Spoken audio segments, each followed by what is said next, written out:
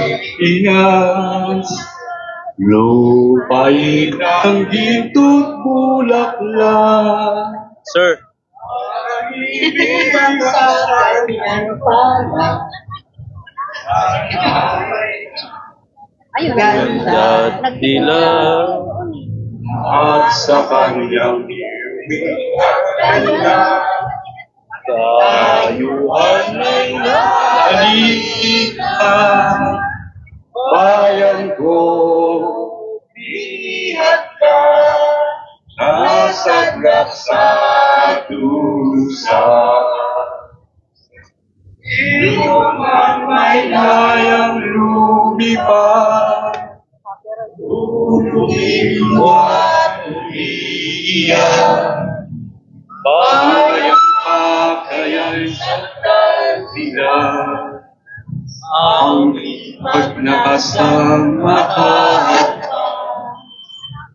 Pilipinas kong minutya, ulat ng luhat galita, aming hatika, makita sa kalaya.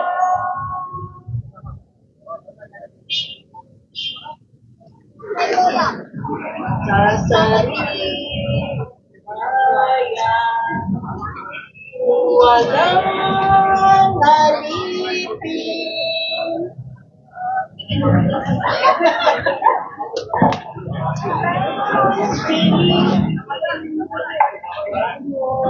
Magandang araw po sa inyong lahat. Sa panahon ng tiwala ng taong bayan ay patuloy na sinusubok ng katiwalian. Tayo po mga Pasigueño ay nagtitipon upang ipahayag ang ating paninindigan. Tama na! Sobra na! Laban na sa korupsyon! Magsimula tayo sa isang makasaysayang simbolo ng liwanag ngayon. Akin pong inaanyayahan ang ating kasama para sa pambungad na panalangin.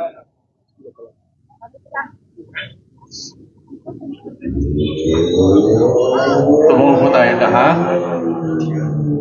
Aming Diyos na makapangyarihan sa lahat, sa iyong harapan kami dumudulog.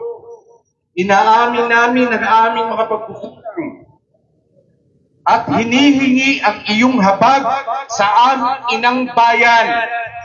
Panginoon, ituwid mo po ang landas ng aming bansa. Itigil mo nawa ang paglaganap ng kasakiman at korupsyon. Pukawin mo ang puso ng bawat pinuno na mamuno ng may takot sa iyo at may malasakit sa kapwa. Ihayag mo po ang katotohanan.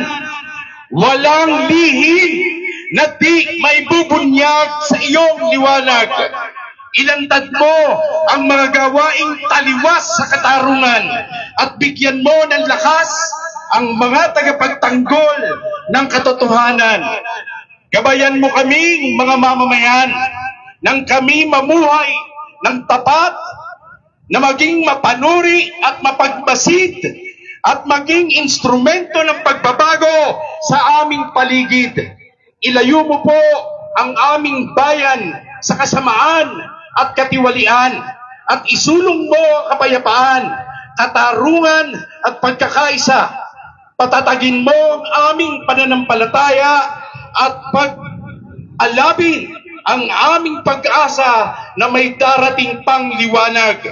Sa iyo po namin iniaatang ang aming kinabukasan at sa iyo kami umaasa ng tunay ng pagbabago. Pagpalain mo ang Pilipinas, O Diyos, sa pangalan ni Jesus, aming Panginoon at tagapagligtas. Amen. Ngayon naman po, tinatawagan namin ng isang kasama para i-introduce po o ipakilala paano po nabuo itong ating pagkilos ngayong araw na ito. Kasama?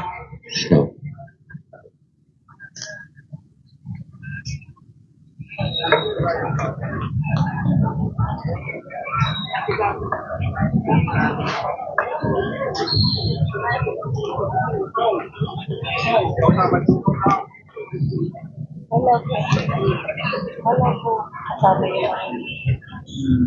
Hindi. Nasa dyan. Magandang hapon po sa lahat ng aking mga kapwa, kababayan, Pasigenyo. Natutuwa kami sapagkat nakibahagi kayo sa amin ngayong hapon sa kabila ng panahon. Pinararamdam lang sa atin ng ulan na ito ang nangyaring baha noong nakaraan na habang nilulunod ang ating mga kababayan ay patuloy at walang habas ang sistematiko na pagnanakaw ng kabanambayan dito sa ating bansa. Nabuo ang kilusang ito dahil diyan. Hindi tayo papayag na basta-basta na lamang Baka naula lang. ang mga magnanakaw ay kumidimbat ng mga pinaghihirapan ng ating mga mamamayan. Maghapon tayong naghahanap buhay para makabayad ng buwis. Pero ano ang ginagawa ng mga taong ito? Ninanakaw ang buhay, kabuhayan ng bawat mamamayan. Kaya sa hapong ito, ang Pasig laban sa korupsyon ay tumitindig at nakikiisa. Hinahamon natin ang mga magnanakaw sa gobyerno. Hindi natin pababayaan na makalusot ang mga magnanakaw na ito. Dapat silang litisin, ikulong. Pagtusahan ang pagnanakaw na ginagawa nila dito sa ating bayan. Maraming salamat po sa inyong pakikisa at sa lahat ng ating mga kaibigan na naririto ngayon, ibahagi mula sa iba't ibang bayan. Muli, sama-sama natin na itaguyod ang laban na ito. Hindi lang ngayon, hindi bukas. Habang buhay nating inalaban ng mga katiwalian na nangyayari dito sa ating bayan. Maraming salamat po. Ngayong araw, dala natin ang isang layunin. Ang manindigan laban sa sistemang matagal na sumisira sa ating kinabukasan. Isang sistema ng korupsyon na hindi lamang nagagalap sa tahimik, kundi hayagan. Sangkot ang ilang kontratista, ahensya ng pamahalaan tulad ng DPWH at ilang tiwaling politiko. Hindi tayo mananahimik. Ang kaisahan ng bawat Pasigenyo ay ang ating sandata. Ito ang programa ng Pasig Laban sa Korupsyon. Kaya naman po, amin pong iniimbitahan ang ating kasamang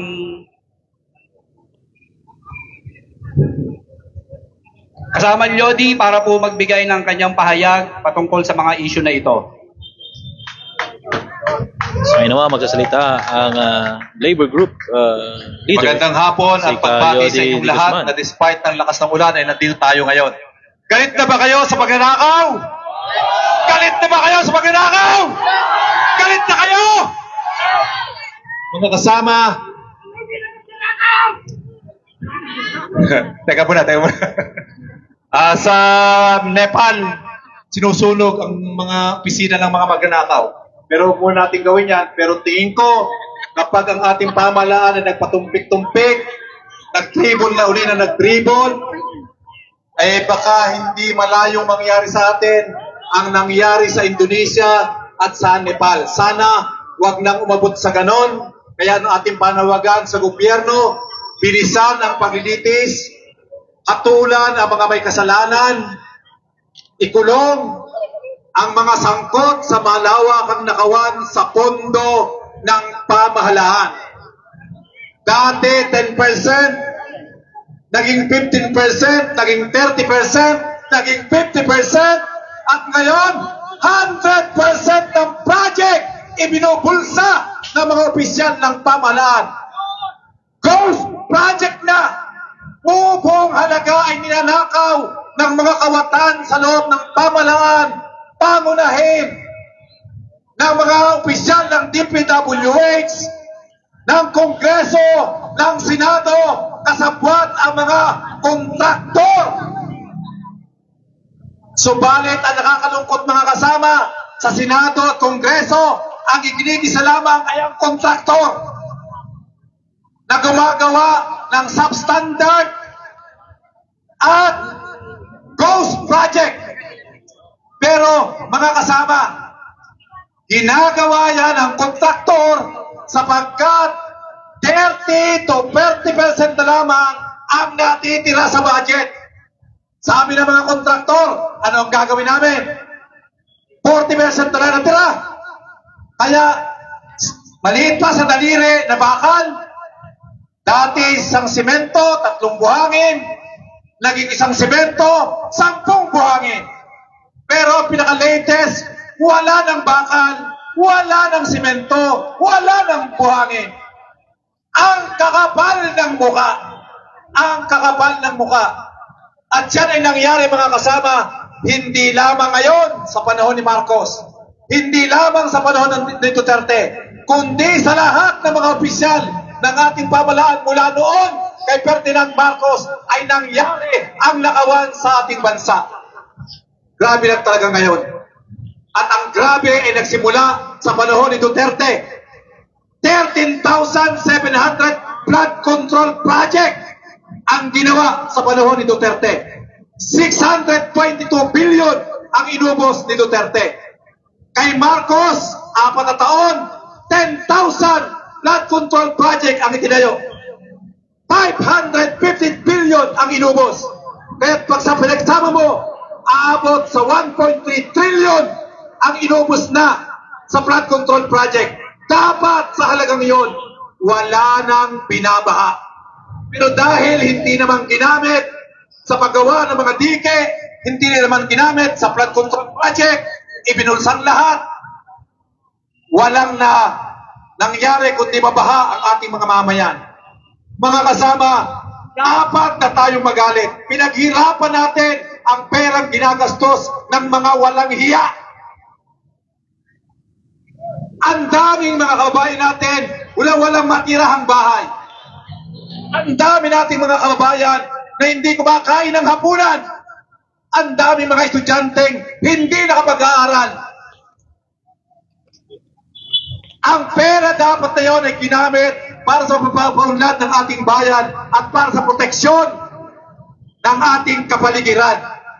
Mga kasama, meron na tayong tinatawag na existential threat na ang ibig sabihin natetrete na ang buhay ng lahat ng nilalang dito sa mundo dahil sa global warming. Kaya dapat lamang gastusan at puntuhan ang tungkol sa pagbaha. Pero sa halip na itayo ang malaking bato ng proteksyon sa kalikasan, hindi at ibinubulsa. Hahayaang tayo bahain, hahayaan tayong mamatay, hahayaan tayong mawasak ang ating kabuhayan, basta't ang mga magnanakaw ay magpasarap sa buhay. Mga kasama, marami na tayong batas na ginawa na isulat na sa konstitusyon sa Artikulo 11 na bawal ang pagnanakaw. Ang public office is a public trust. Nagkaroon na ng batas si Cory na bawal ang pagnanakaw. Gumawa na ang lahat ng presidente ng mga executive order na magbabawal sa pagnanakaw. Nagpakulong na tayo ng mga senador. Nagpatalsik na tayo ng presidente. Pero ang lahat ng yan ay hindi sapat para tumigil ang korupsyon. Patuloy ang korupsyon. Kaya't hindi po pwedeng lifestyle check lamang ang gawin. Hindi po pwedeng ilabas ang salin. Hindi yan makakapigil. Kahit nga batas, kahit nga konstitusyon, kahit nga magpakulong ng mga senador ay hindi sumapat para tumigil ang korupsyon. Sapagkat mga taong magnanakaw lamang ang pinaparusahan at inaareglo, inaayos. Dapat sistema. Dahil sistema na ang korupsyon sa bansa. At ang sistemang yan na dapat ayusin ay ang sistema ng politika.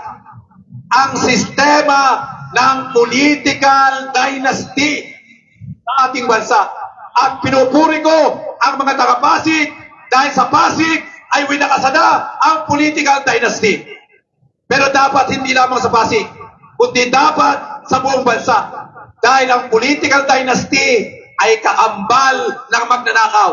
Kahit ipakulong mo pa ang lahat ng mga sangkot na congressman, lahat ng sangkot na senador, hindi matatapos ang nakawan hanggat ang nasa tuktok ng ating gobyerno, hanggat ang ating nasa Senado, hanggat na nasa Kongreso, ang mga gobernador, ang congressman, ang mga mayor ay puro political dynasty. 89% ng ating opisyal ng gobyerno ay political dynasty. At yan ang pinagmumulan ng korupsyon. Kaya dapat convict all. Convict ang lahat. Ipakulong ang lahat. Pero hindi dapat tumigil. Kung seryoso si Bongbong Marcos na resolbahin ang korupsyon, dapat ipagbawal na ang political dynasty sa bansa. At dapat na itigil ang sarswela sa Senado. Dahil ang balita ko, papalitan na uli si Tito Soto. Papalitan na si Tito Soto bilang presidente ng Senado. Dahil tumatanggi si Tito Soto na gawing state witness ang mga diskaya na siyang gusto ng mga Duterte. Ipapalit kay Soto si Cayetano. Nakakabigay ng mga Cayetano nung siyam na natitira ngayon minority ang 2 bilyar. Si Cayetano at si Tulfo, kaya sila ay magiging 14 na at ang mga grupo ni Tito ay magiging 10. At yan ang balita ko sa Senado kanina. Kaya nananawagan ako sa Senado, protektahan nyo ang inyong institusyon, ang Senado. Huwag nyong paglaruan ang Senado.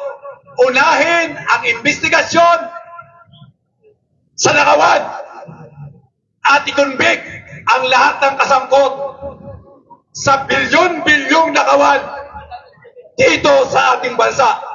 Maawa tayo, maawa kayo sa sambayanang Pilipino. Tuloy ang laban! Makibaka!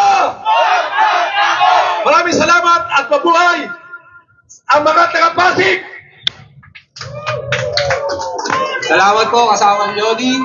Ngayon naman po, tinatawagan natin si Ginoong Lino ng Palad para po magbigay ng kanilang pahayag.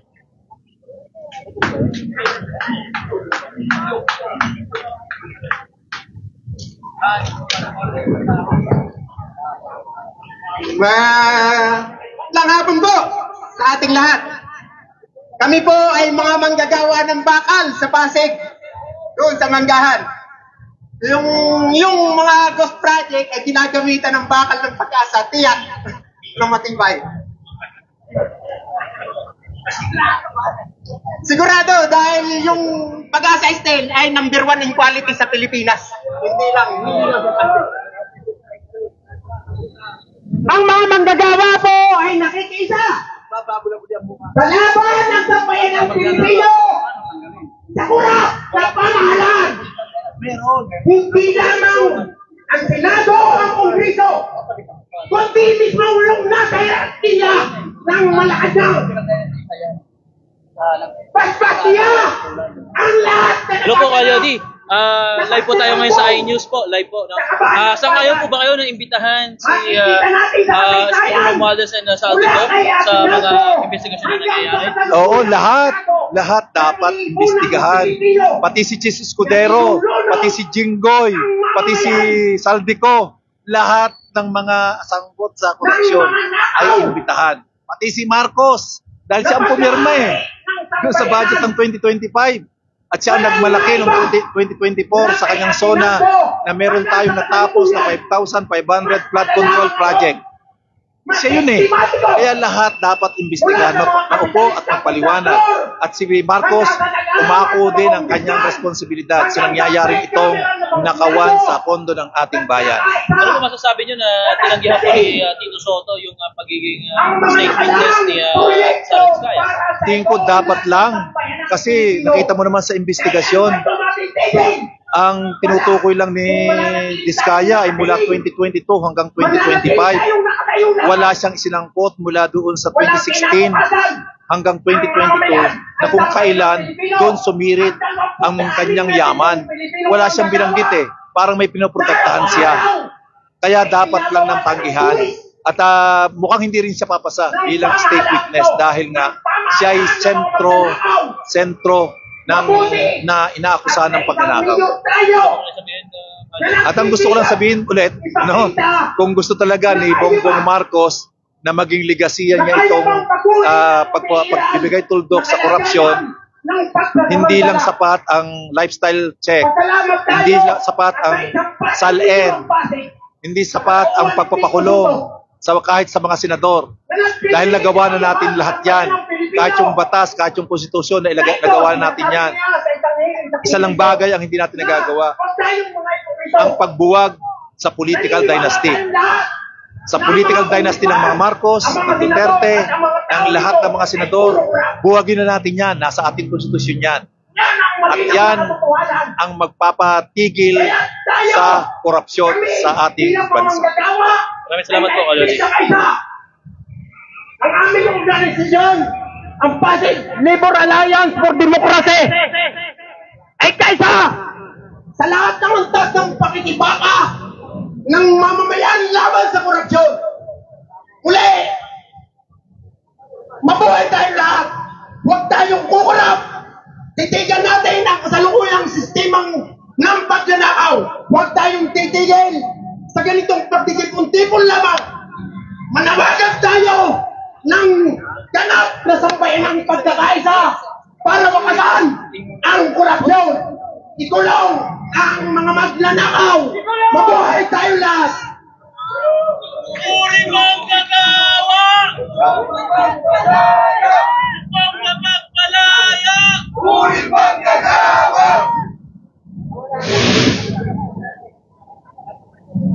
Ngayon po, meron po tayong kasama na magbibigay ito ng dahon. Isulat po natin dyan yung ating mga hinaing, yung mga ginagawa sa atin ng ating mga politikong magnanakaw. Isulat po natin dyan yung ating mga gustong sabihin para makita nila at maipahiwatig natin kung ano man po yung ating saloobin. Ayun po, tinatawagan ko po si Kasahong Bas. Hello, magandang hapon sa kanila lahat. Grabe, mga nauna nagsalita. Parang gusto niya naman ulog. Dito kaya ako kasi maganda po dito. So magandang hapon ulit. Ako po si Bas Umali. Pumunta po ako rito bilang isang individual. Bilang isang manginino, bilang isang tatay, isang nagdudroga po. Isang lang. So, bakit kayo? Hindi ba kayo nagdudroga? Nagpo-coke kayo Hindi ba drugs yun? Nag-medical kayo? Ako naman alaksan lang kasi meron akong gayon. Kayo naman po, masyado kayo.